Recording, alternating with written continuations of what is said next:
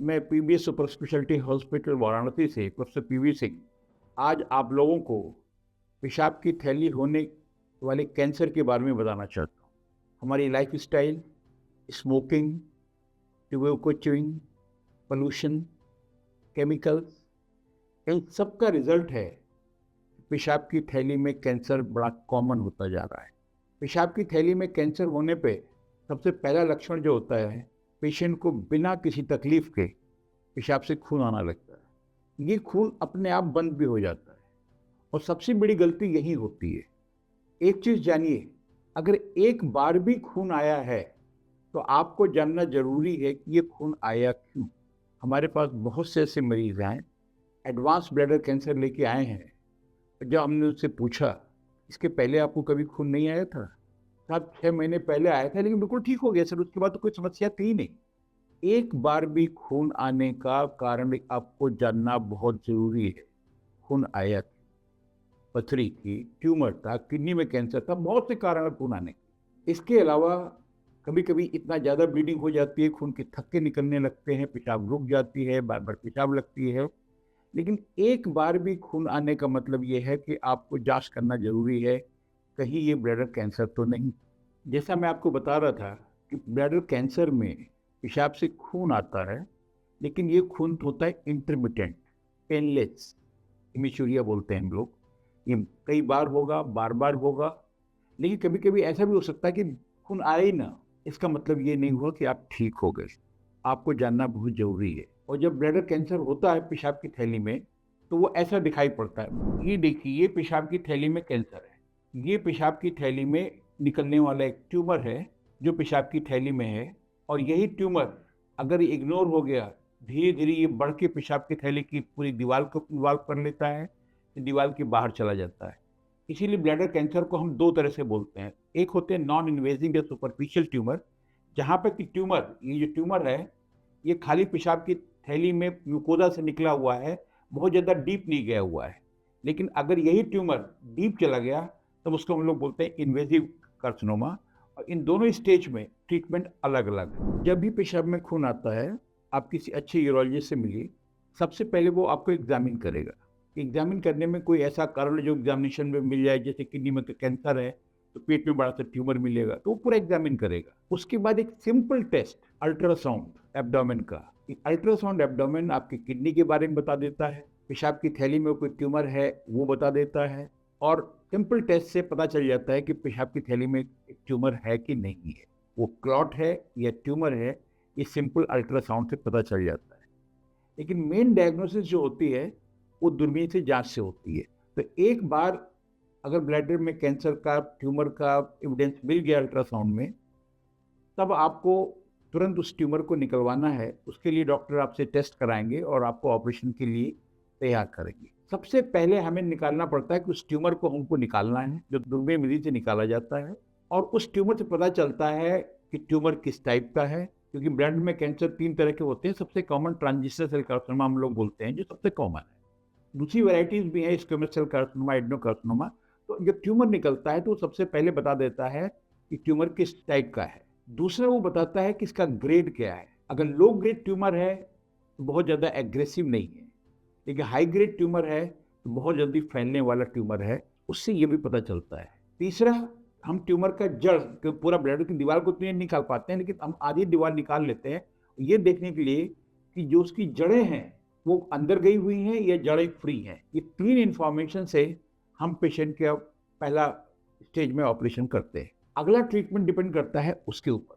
इसके बारे में मैं आपको एक चीज़ और दिखाना चाह रहा हूँ। ये जो आप देख रहे हैं, ये नॉर्मल सिस्टोस्कोपी है, जिसको हम बोलते हैं व्हाइट लाइट में सिस्टोस्कोपी की जा रही है, जिसमें ट्यूमर दिखाई तो पड़ता है लेकिन मार्जिन उतनी क्लियर नहीं होती है। इसलिए एडवांस टेक्निक आ गई है जिसको हम लोग बोलते हैं नैरो बैंड इमेजिंग। अब ये देखिए, ये ट्यूमर हम निकाल लें नैरो बैंड इमेजिंग में, जिसमें पूरा ट्यूमर बिल्कुल क्लियर कट है, और ट्यूमर निकलने के बाद में उसके अगल बगल का एरिया जहाँ जहाँ ट्यूमर होने की चांसेस हैं वो भी डिपिक्ट होता है। जब हम ट्यूमर निकालते हैं, अब ये देखिए, ये हमने व्हाइट लाइट में पूरा ट्यूमर दूरबीन विधि से निकाल दिया, लेकिन अगर हम इसको यहीं छोड़ दे रहे हैं तो अगर कहीं ट्यूमर और है तो पता नहीं चल पाएगा।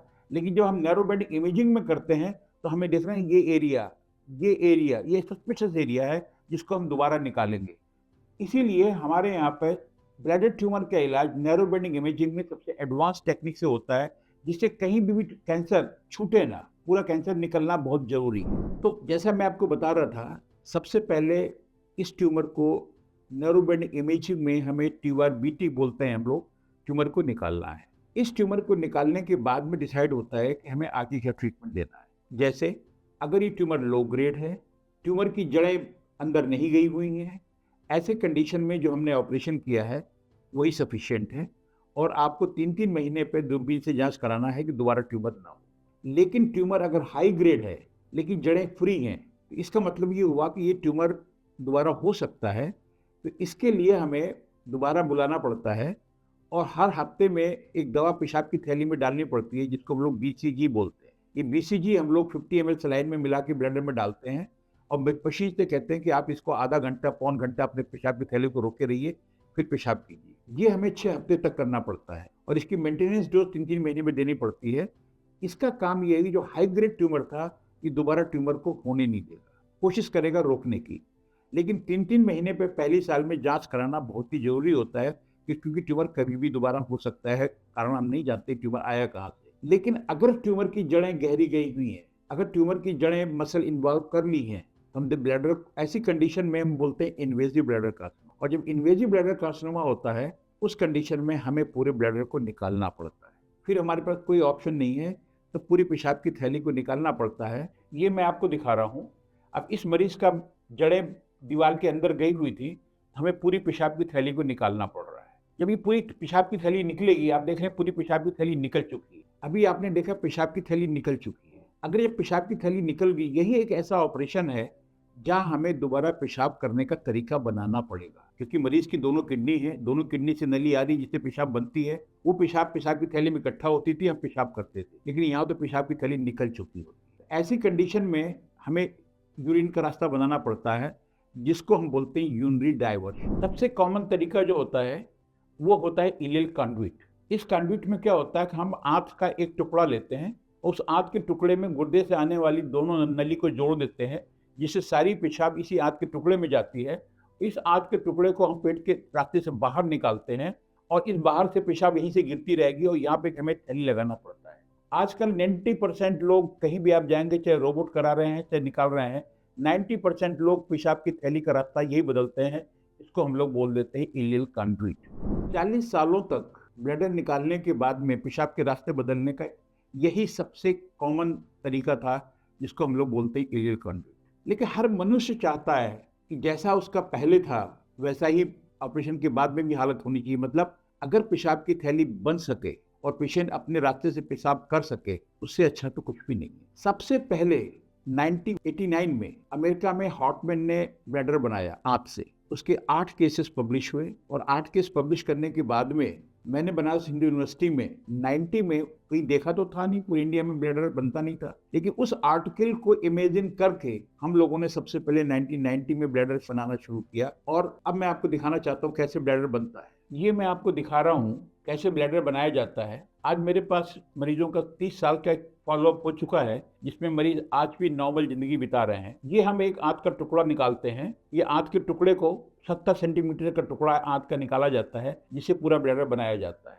इस ब्लैडर को ओपन करने के बाद हम आपस में जोड़ते हैं। जोड़ने के बाद ये पूरा ब्लैडर जुड़ा। अब जो दोनों गुर्दे की नली आ रही है, उन नलियों को हम इसमें इम्प्लांट करते हैं। ये देखिए, ये दाहिने गुर्दे की नली, ये बाएं गुर्दे की नली, ये दोनों नली को हमने जैसे हमारे नॉर्मल थैली में पेशाब में आगे गिरती है, उस तरह थैली में जोड़ा गया है। इसके बाद ये हम अब ब्लैडर बनाना शुरू कर रहे हैं। ये ब्लैडर को हमने शेप दिया जैसे हमारा ब्लैडर होता है, और ये देखिए पूरा पेशाब की थैली बन के तैयार हो गई। ये बनने के बाद में इस पेशाब की थैली को हमने फिर पेशाब के रास्ते में आके जोड़ दिया और ये पूरी ब्लैडर बन के तैयार हो गई। इसको हम लोग बोलते हैं ileal neo bladder. Bladder cancer के लिए मेरी पहली कोशिश होती है कि आदमी को मैं नॉर्मल जिंदगी दूं। इस जिंदगी में इस ऑपरेशन से पेशेंट को कोई थैली नहीं लगती, नॉर्मल पेशाब करता है। जैसे वो नॉर्मल पेशाब करता है, ये देखिए पूरी थैली बन के लग चुकी है ब्लैडर निकलने के बाद। पहले ये ऑपरेशन खाली आदमियों में होता था, लेकिन बाद में इस ऑपरेशन को हमने लेडीज में भी शुरू किया, जहाँ ये देखते हैं कि ये वजाइना कट के निकल रहा है और ये लेडीज में भी पूरे पेशाब की थैली बन रही है। ये अलग अलग पेशाब की थैली का है। ये अलग अलग आप देख रहे हैं कैसे पेशाब की थैली बन रही है। ये मैं आपको दिखाना चाह रहा हूँ। यहाँ पे आप बीएचयू की डिस्चार्ज स्लिप है 1990 की। ये पेशेंट 1990 में इसका ब्लैडर निकला और दूसरा ब्लैडर बना, और ये मुझे 14 साल बाद दिखाने आया, जहां आप देख रहे हैं ब्लैडर बिल्कुल नॉर्मल काम कर रहा है, किडनी बिल्कुल ठीक है, और ये पेशेंट देख रहे हैं दोनों किडनी बिल्कुल नॉर्मल है। 14-15 साल के बाद भी ये पेशेंट बिल्कुल नॉर्मल जिंदगी जी रहा है। ये आपने देखा कि कैसे पेशाब की थैली बनाई जा सकती है और ये आदमी अपनी नॉर्मल जिंदगी जीते हैं। कहने का मतलब ये है, अगर एक बार भी पेशाब में खून आया, पहला काम आप डॉक्टर से मिलिए और जानने की कोशिश कीजिए खून क्यों आया, वो जांच करें। ऐसा नहीं किसी डॉक्टर के पास अरे बंद हो गया कोई बात नहीं। अगर खून आया है, अगर घर में धुआं हुआ है, तो जानने की कोशिश की कहाँ। अगर वो ब्लैडर ट्यूमर निकल रहा है तो जितनी जल्दी हो इस ट्यूमर को निकलवाना है, और इस ट्यूमर को निकलवाने को इंडोस्कोपिक मेथड होता है जिसको हम लोग बोलते हैं TURBT। और अगर यूरोलॉजिस्ट के पास नैरो बेंडिंग इमेजिंग है तो वो और बेटर है। ऐसे भी ऑपरेशन हो सकता है, लेकिन नैरो बेंडिंग इमेजिंग है जो आपको मैंने दिखाया वो और बेटर है। उसकी रिपोर्ट के आधार पर डिसाइड होगा आगे हमें क्या करना है। या तो ऑपरेशन काफी हो गया, या हमें BCG दवा में डालनी है और चेकअप करना है। लेकिन अगर इन्वेजिव ब्लैडर कार्सिनोमा हो गया तो भी घबराने की बात नहीं है। इसमें ब्लैडर हम पूरा निकाल देंगे। निकालने के बाद में आपके कंडीशन के अनुसार ये डिसाइड होता है कि हम ब्लैडर दोबारा बना सकते हैं या पेशाब की थैली का हमें अलील कंड्यूट बनाना पड़ेगा, तो पेट से रास्ता बनेगा। दोनों कंडीशन में लाइफ नॉर्मल रहती है, लेकिन अगर ब्लैडर बन जाता है तो वहाँ पे क्वालिटी ऑफ लाइफ बहुत बहुत बेटर होती है। अभी मेरे पास 27 साल के बाद पेशेंट आया, ब्लैडर निकलवाने के बाद में उसका ब्लैडर बना है। उसका एक अलग वीडियो यूट्यूब पे आप मेरा देख सकते हैं, और पेशेंट एब्सोल्युटली नॉर्मल। तो मेरा कहने का मतलब ये है, आप जानिए ब्लैडर कैंसर क्यूरेबल है, इसको हम ठीक कर सकते हैं। अगर ब्लैडर निकालना भी पड़ा तो भी आपके क्वालिटी ऑफ लाइफ में कोई कंप्रोमाइज नहीं होगा और आप एक अच्छी जिंदगी जिएंगे, लेकिन टाइम रहते। यही ब्लैडर कैंसर अगर फैल गया, लंग्स में चला गया, हड्डी में चला गया, फिर तो कीमोथेरेपी, रेडियोथेरेपी, फिर और तरह की महंगी महंगी थेरेपी, लेकिन फिर बहुत अच्छे प्रोग्नोसिस उसकी नहीं होती है। इसी के साथ इस अवेयरनेस के लिए आपको देखने के लिए बहुत बहुत धन्यवाद।